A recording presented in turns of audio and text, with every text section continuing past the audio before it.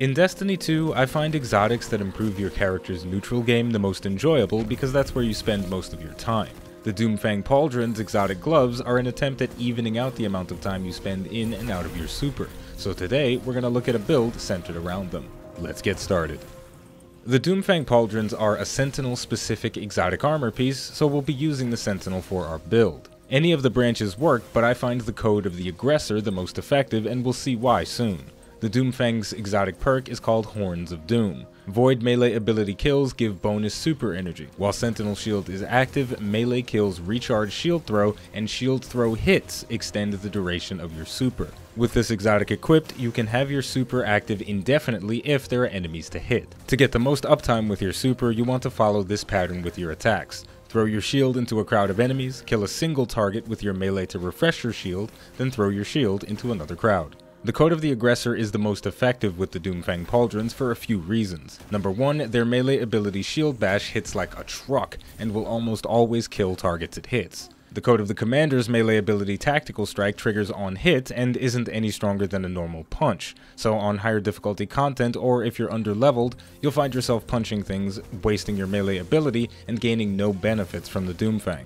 The Code of the Protector's melee ability activates on kill, so it's not as cumbersome to use, but there are other benefits to the Code of the Aggressor that make it more suited for our build.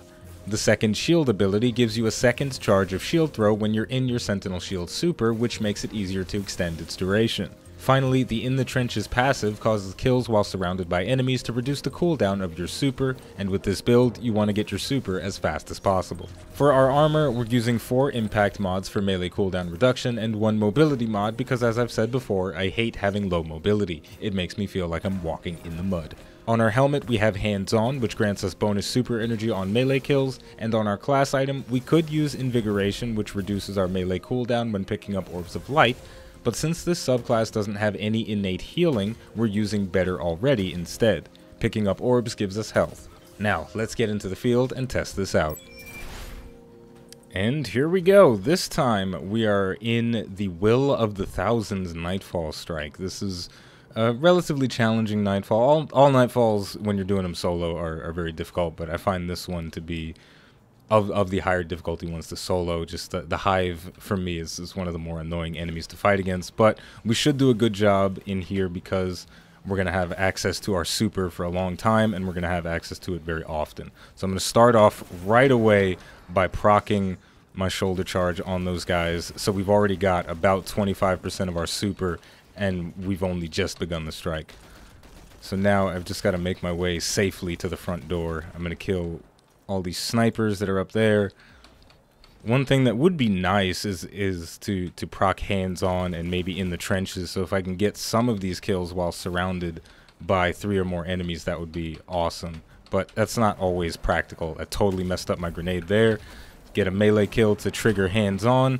Did too much damage with our shotgun on that other guy. But as you can see, we've already got the majority of our super bar filled out, and we haven't even gotten to the first real room of the strike.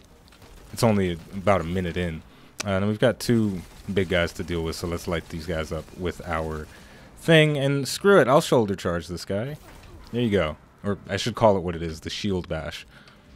So now that we have our super for the first room, the first real room of the Nightfall, you can get in there and start tearing it up, and hopefully I'll be able to extend the super for the entire duration of the fight in this room. Now let's just look around a little bit. There is a Shrieker all the way over there, and I want to kill that Shrieker before I activate my super, because there's not much I can do about it while I'm in my super. Throw a grenade at that guy. Just let it explode. It killed 2 targets, so I did get a lot of energy refresh there. Let's just do that to this guy. The Shrieker's open. Let's light it up very quickly, and now we can start the fun. We've got 2 shield throws. We'll start off like that. There goes another one. There goes another one. Get a quick kill, throw out another shield. Let's bop on the knight a little bit, start throwing some more. And the loop is underway.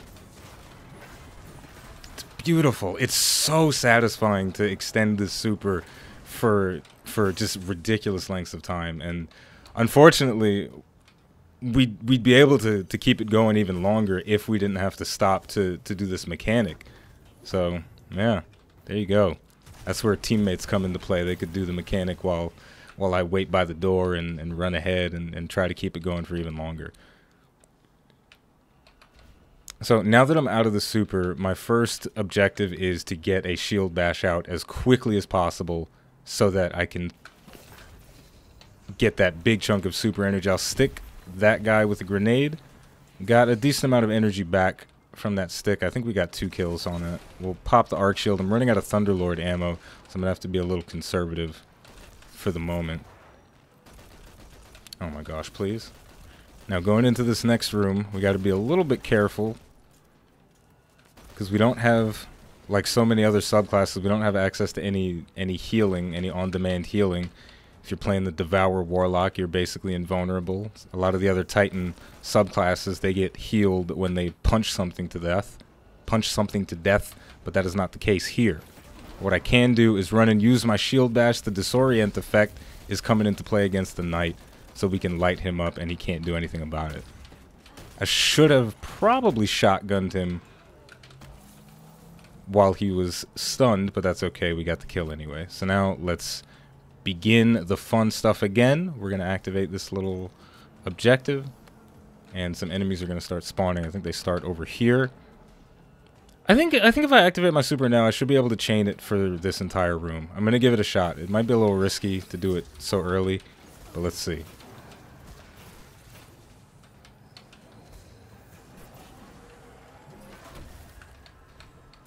Come on, give me some more, give me some more. Alright, now we got a big knight to worry about, but we've got to make sure to keep chaining our... We have to make sure to at least get some hits with our shield throw, even when there are these big enemies out. I don't want to just spam my melee attack. Oof. Now, one of the main weaknesses of this branch is that I don't get any healing on melee kills. So with the other Sentinel shield branches... Oh, no. Wait a minute. Oh, boy. Can't finish the thought. The witch is here. With the other Sentinel branches, the melee... They heal themselves when they fight, basically. And it's a lot easier to stay alive in the super. But with the Code of the Aggressor, it is possible to get overwhelmed. It is possible for you to die even while you have all the damage resistances from the super. Whew. Okay.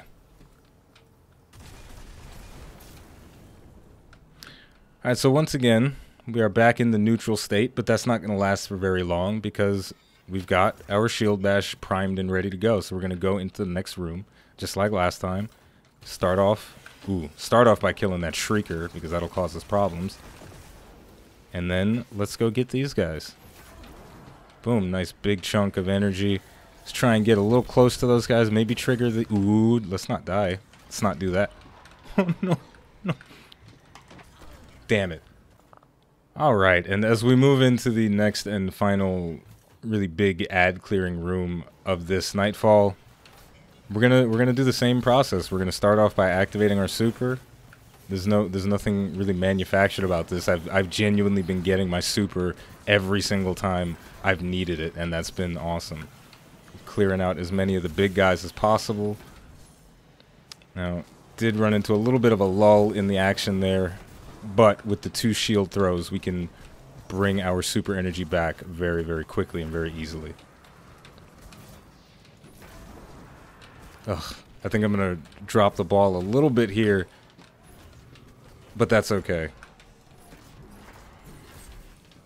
Sure. Alright, so we did drop the ball a little bit here. I should have been able to keep my super rolling for the... until I cleared everything in this room because there's so many enemies, but I messed up. But that's fine. We can still use our neutral abilities as best we can to clear this out. Now, we do have to be careful because there's a lot of stuff going on. I do not like this room at all. As a solo player, it's very difficult. But we've got a lot of Thunderlord ammo, so why don't we make use of it? I think there's something coming up on my flanks, maybe? No. Well, that boss fight was a little bit underwhelming, which is the exact same feeling I had when I completed the Warmind campaign. But what we're going to do is just go one more time into a lost sector. Like we seem to be doing that every time we have one of these build overviews, and just talk a little bit more about the Code of the Aggressor and why I like it so much. Okay, we're on Titan, and we're going to go through the Methane Flush Lost Sector real quick. So the Code of the Aggressor, a lot of people will certainly argue that the Code of the Commander is kind of better in every way because of the really strong ability, the Void Detonators. And with that, I totally agree with you, if that is your thought process. But what I really like about the Code of the Aggressor is that it's all in. I just got my super in what was that, 10 seconds or less or something, and that feels amazing. You can't really do that with any other of the Void Titan subclasses. And because I have the 2 shield throws, if I didn't suck at the game, I would have been able to extend my super even further, but I should be able to get it back very quickly because my melee is available. And because we're in an easier bit of content, I can surround myself with enemies and get massive, massive, massive chunks of super energy just by punching dudes in the face. So it's okay. And there we go. That's going to do it for our build for the day. This one isn't overly complicated like what we saw before with the Heart of Inmost Light, but not every build needs to be complex. With all of that said, if you enjoyed this video and you'd like to provide more support to myself and the channel than you already do just by watching, liking, subscribing, and leaving a comment, you can head over to patreon.com/iBluairJgR and become a patron. As always, the name of the game is Destiny 2, the name of the channel is iBluairJgR. Thank you for watching, and I'll see you next time.